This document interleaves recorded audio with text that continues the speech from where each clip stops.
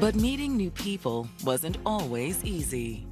It was really hard for her to learn sign language and just didn't have many people to connect with. She decided to come to the States to attend the Rhode Island School for the Deaf. And when she arrived, it was everything she had dreamed of. It was like a college campus. She developed community, she developed friends. She began to thrive. She enjoyed playing on the school's basketball team and soccer team. And she really honed her skills, her ability to American Sign. But she was still searching for something more meaningful. She began exchanging messages with a handsome 24-year-old man from New York City named Bismarck Litgow. Although he was a little bit older, they shared so much in common. Bismarck was able to understand her in a way she never felt understood before. She even extended her trip to the city to meet Bismarck's family. They actually spend the holidays together.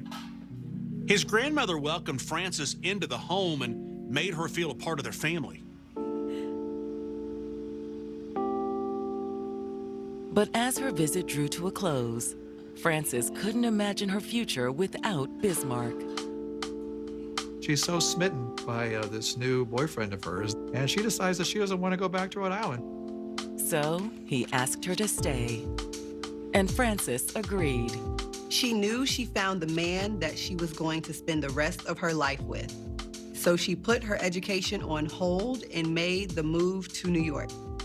They were starting their life together. She wasn't going to let anything get in the way of them being together. But now, their promising future could be in jeopardy. Frances's best friend, Luther Ramos, has told detectives that he thinks Bismarck is lying.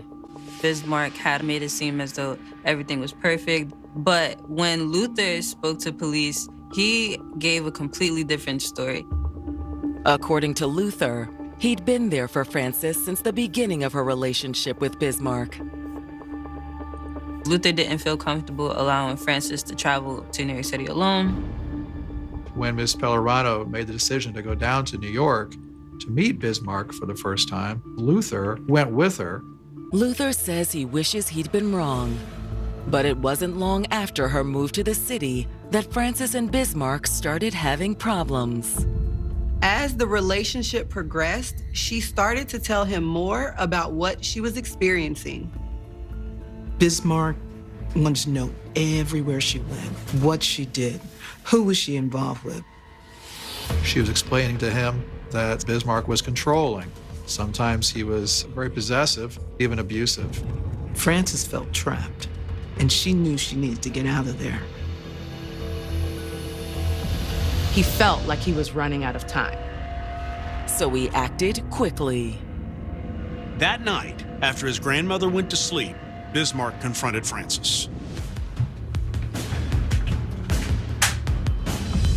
She told Bismarck that she was going home. That caused him to fly into a rage. And he really becomes aggressive and has that mentality that if I can't have you, no one's gonna have you. He didn't think, he acted in a rage.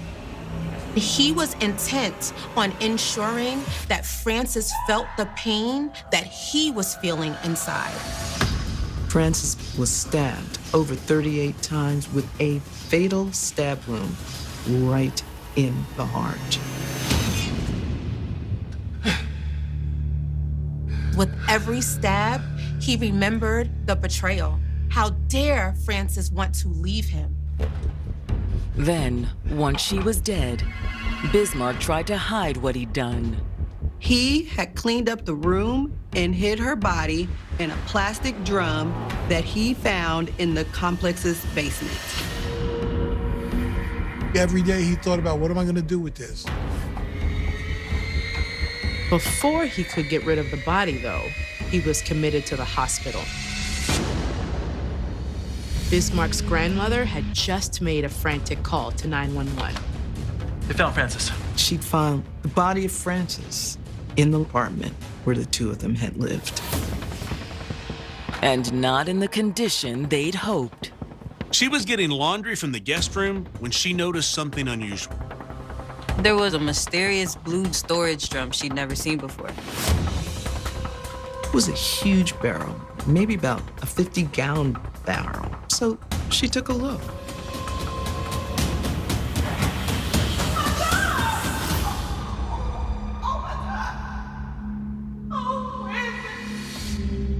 Police arrive on the scene and they quickly confirm that it is Frances's body. Judging by her remains, Bismarck's efforts to obtain a gun hadn't been successful. They were able to see multiple stab wounds to her body.